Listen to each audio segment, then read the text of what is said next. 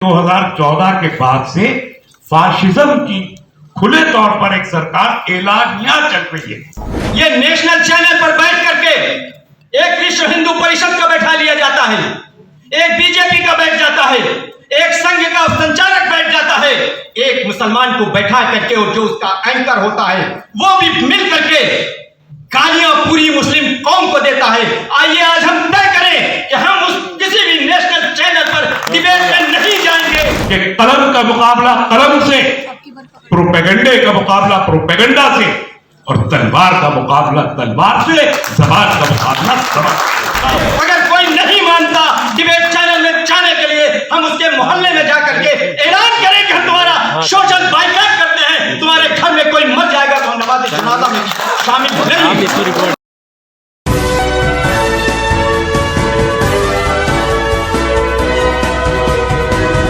हम इस पुराशोक जो दौर से गुजर रहे हैं वो बताने की जरूरत नहीं है।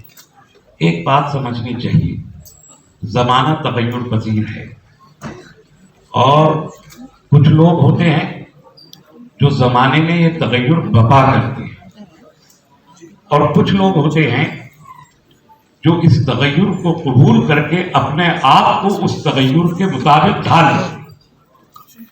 हमें यह तय करना है कि जिन लोगों ने जमाने में अभी तक तगय्युर बपा कर दिया है, क्या हम उनके मुताबिक उस तगय्युर की रौ में बहेंगे या कोई नया तगय्युर बपा करने की पोजीशन में हम खुद भी अपने आप को पाते हैं? यह बड़ा सवाल है। इस मुल्क में आजादी से पहले 150 साल उस तगय्युर को बपा करने की कोशिश की गई और आजादी के बाद 75 साल लगातार की गई।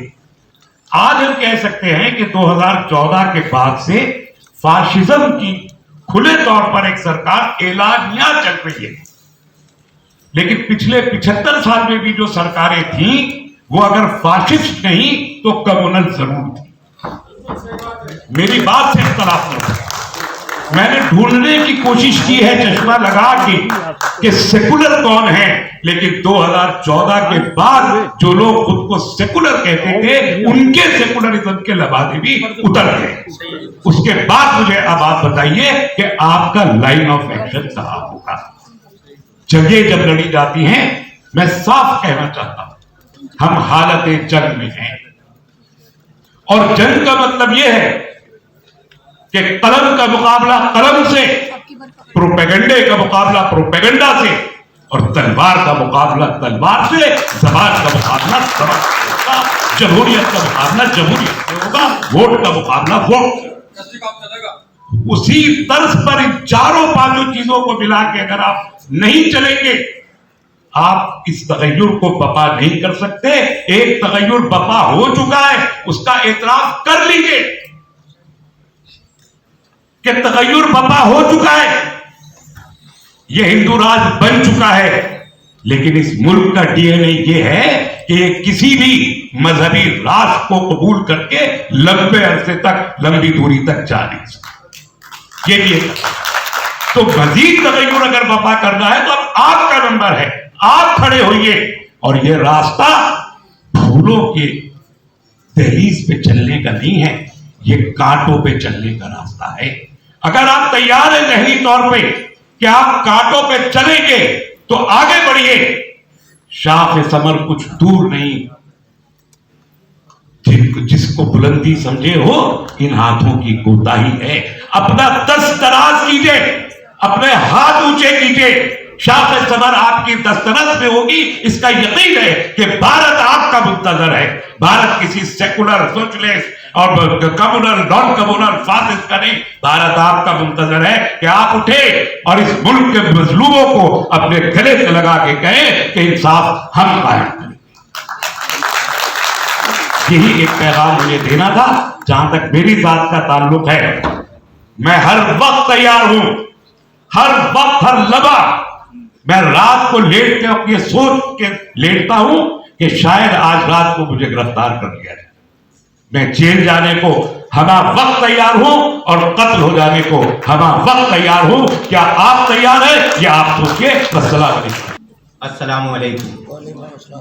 وقت کم ہے، ہو سکتا ہے آپ میری بات سے اتفاق نہ کریں، لیکن یقینی طور پر سن لیجئے گا.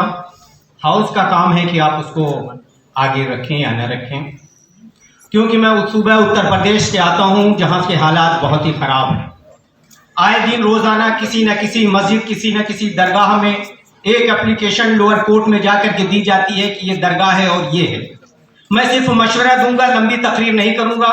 میرا اپنا سوچنا ہے کہ ہم تمام علماء دین اور یہاں پر بیٹھے ہوئے دانشمند حضرات کو یہ آج طے کریں اگر مناسب ہو، ہم کسی بھی لوور کورٹ میں مساجد اور مقابر کے سلسلے میں کوئی مقدمہ نہیں لڑیں گے، کیونکہ ہمارے پاس 1991 کا ایک پارلیمنٹ کا موجود ہے. آپ کو ون سائیڈڈ جو فیصلہ کرنا ہو کر دو، ہم لوور کورٹ میں بالکل نہیں جائیں گے اپنے کسی مسجد کو، کیونکہ جج حضرات اپنا بنائے ہوئے ہیں. ہوا کیا گیانواپی میں ایک کمیشن بنا دیا جاتا ہے، کمیشن اپنی رپورٹ نہیں سبمٹ کرتا ہے. معاف کریے گا، اگر کنٹینٹ آف کورٹ ہے تو مجھے ابھی جیل بھیج دیجیے، اور وہ جج صاحب فیصلہ کر دیتے ہیں کہ وہ جگہ کو سیل کر دیا جائے جہاں پہ مسلمان وضو کرتے ہیں. ابھی کمیشن ابھی رپورٹ بھی اپنی نہیں سبمٹ کرتا.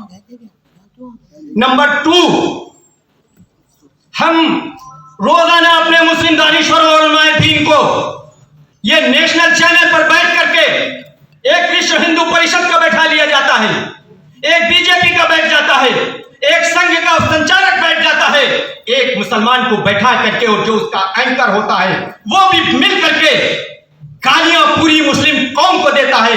آئیے آج ہم طے کریں کہ ہم اس کسی بھی نیشنل چینل پر ڈیبیٹ میں نہیں جائیں گے. ہمارا کوئی انٹرویو لیتا ہے ہم اس کا انٹرویو لیں گے. اگر کوئی نہیں مانتا ڈیبیٹ چینل میں جانے کے لیے، ہم اس کے محلے میں جا کر کے اعلان کریں کہ ہم تمہارا سوشل بائیکاٹ کرتے ہیں. تمہارے گھر میں کوئی مر جائے گا تو ہم نماز جنازہ میں شامل نہیں. اس کی رپورٹ ہے یار.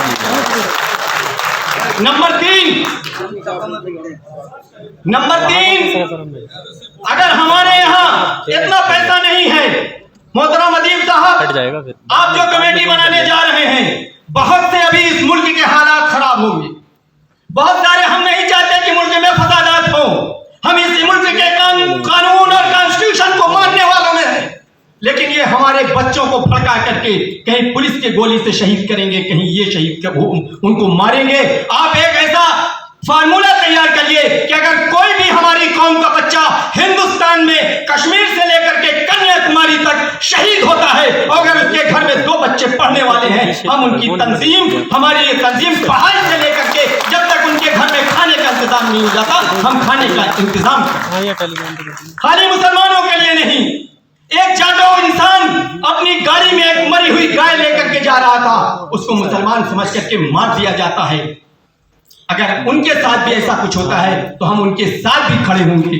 میری آپ سے یہی گزارش ہے، خدا کے لیے آج طے کر کے اٹھو کہ آپ کیا چاہتے ہیں. ملک کے حالات، ہم تعلیمی کارروائی میں کام کر رہے ہیں، ہم ایجوکیشن پہ کام کر رہے ہیں، ہم دینی تعلیم کر رہے ہیں، مدرسے کام کر رہے ہیں. میں نہیں کہنا چاہتا تھا، آج جو کنہیا پہ جواہر لال نہرو یونیورسٹی میں مقدمہ چلا تھا 19 سال پہلے اس ناچیز پر چل چکا.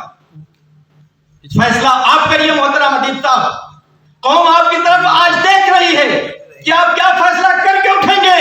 ملک بہت نازک دور سے گزر رہا ہے، وقت بہت کم ہے. میں اپنی بات اس شعر کے ساتھ ختم کرتا ہوں. خدا نے آج تک اس قوم کی حالت نہیں بدلی، نہ ہو احساس جس کو خود اپنے حالت کے بدلنے کا. خدا حافظ.